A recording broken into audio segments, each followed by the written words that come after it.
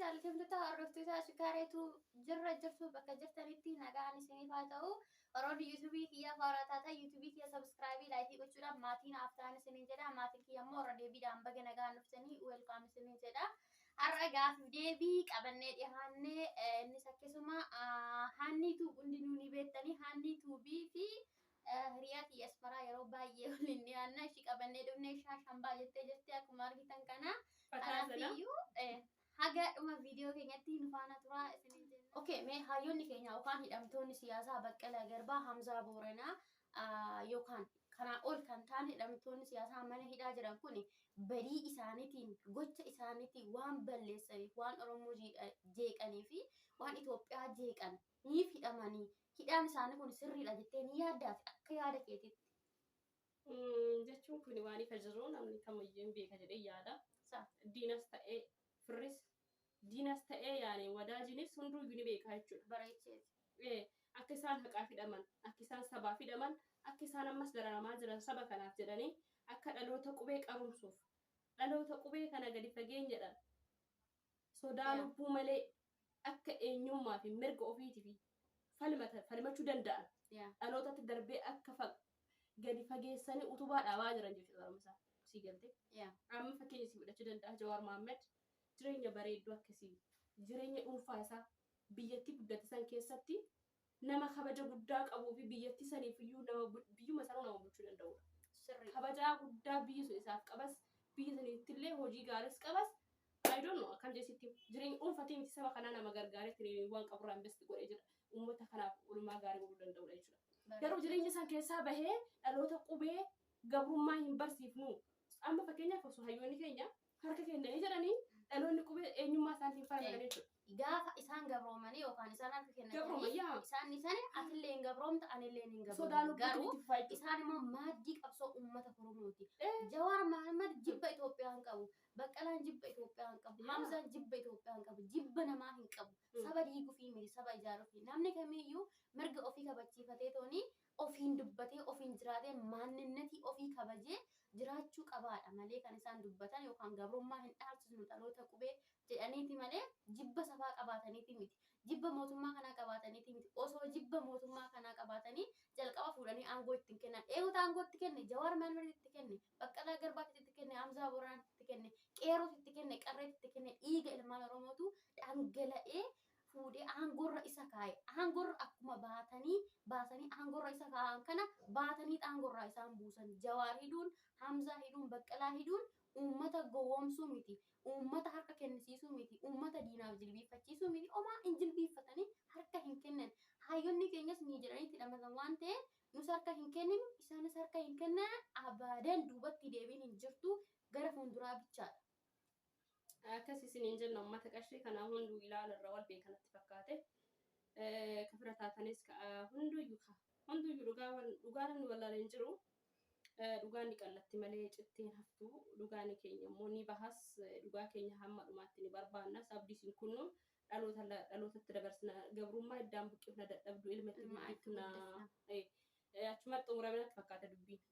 So akkasitti nuuf hubadhaa isiniin jenna warri dhugaa jallistan warri fakkeessitan hin fakkeessina dhugaa hin jallisina. Akkasiniin jenna uummata qashtii turtiin wajjin gootanii guddaa galatoomaa viidiyoo haga dhumaatti dhageeffadhaa laayik sheer gochuu hin irraanfatinaa keessumaayyuu laayikii godhaa koomentii bareedaa nu barreessaa jechoota jenne keessatti immoo yoo isin mufachiifne wanni irraan dhiifama isin gaafannaa turtiin wajjin gootaniif guddaa galatoomaa yeroo gaarii qabaadhaa isiniin jenna. Galatoomaa kabajamtootaa fi hordoftoota YouTube chaanaalii kiyyaa YouTube kiyyaa subscribe laayikii naaf godhanii micayyoo miskiina kana cinaa dhaabbadhaa gara fuulduraatti hojii babbareedaadhaan as bahuu barbaaddii akkuma sana immoo rakkoo isin mudates ni beektanii kanaaf saappoortii godhaa jajjabeessaa cinaa dhaabbadhaa laayikii godhaa fi koomentii bareedaa barreessaa fi keessumaayyuu gara fuulduraatitti tokko jettee aartii Oromoo maqaa lakkoofsisuu nama danda'udha jechuun nama fakkeenyaaf akka aartii Oromoo keessatti keessumaayyuu gama shamarraniitiin baay'ee irrinis jira. Akkuma sana ijoolleen qacalleen baay'eetu dhufaa jira isii bichaa osoo hin taanetti ijoollee qacallee kana jajjabeessaa kunis qabsoo Oromoo keessatti gahee guddaa kan qabu jechuudha.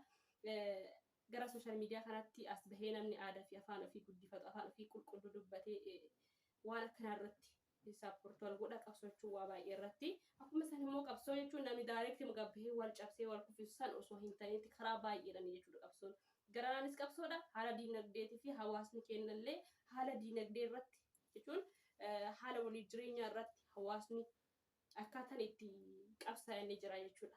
Fakkeenyaaf haala bittaa gurguraa irratti afaan ofii qulqulluu haasa'anii afaan ofii qulqulluudhaan walirraa bitatanii walitti gurgurachuun kunis qabsoodha jechuudha.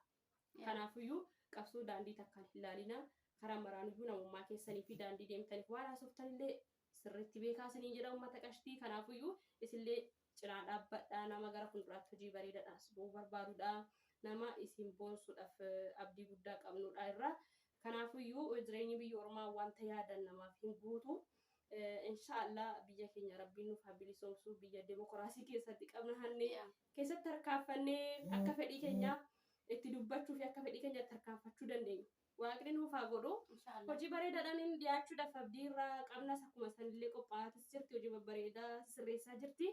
Kanaaf immoo subscribe godhaatii mallattoo bilbilaa san tuqadhaa akkuma san viidiyoon isin gadhiistu isin qaqqaba.